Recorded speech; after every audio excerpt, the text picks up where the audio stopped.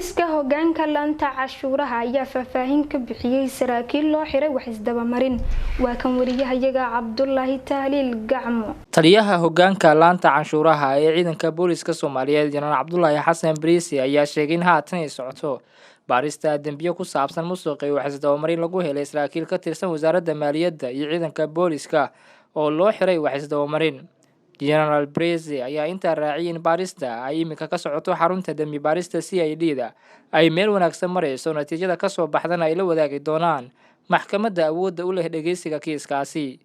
Waxa uu sheegay in dalka Soomaaliya uu muddo badan ku soo jiray kala dambeyn la'aan maalinba maalinta ka dambeysa u talaabsanayay isku tashi isla markaana uusan aqbalaynin in dhaqaalaha ka soo baxa ganacsatada guryaha iyo dakhli waliba oo lagu talagalay in lagu maareeyo howlaha dawladda in qof gaar ahi uu isaga tagrifalo.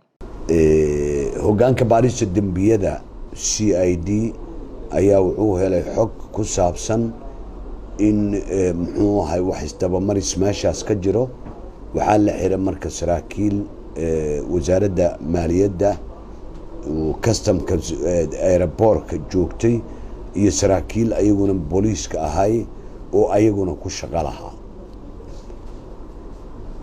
kiiskaas baaristiisu waxay ka socotaa hoggaanka baarista dambiyada CID ayaa wada muxuu ahaa natiijada ka soo baxdana waxaa loo gudbin doonaa haddii rabbiga awoodda la ogolaado maxkamadda awoodda u leh qaadista kiiskaas.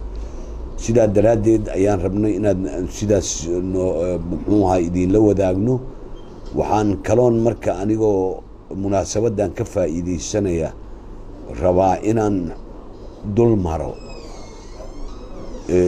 dalka Soomaaliya muddo badan ayuu wuxuu ku jiray muxuu ahay kala dambeyn la'aan oo soo maray maalinba maalintii ka dambaysa ayuu soconaysay in Soomaaliya isku tashato dhaqaalaha ka soo baxa ganacsatadeeda iyo muxuu ahay guryaha iyo wax walba dakhliga ka soo gala in lagu maareeyo howlaha dalka.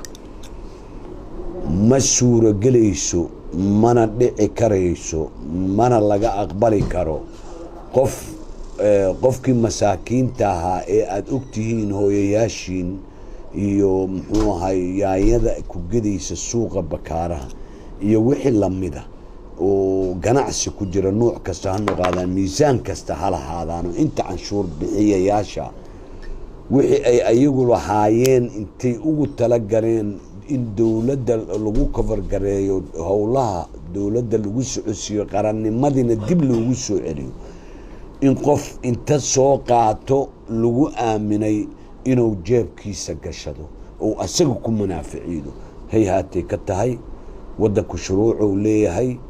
waxaan leeyahay marka qof kasta ee lagu aaminay sidaasoo kale inuu dakhliga dalka u ilaaliyo ama ha soo qaado ha gudbiyo oo ma bangi ha ku haayo cid loogu dul qaadanaa inaysan jirin.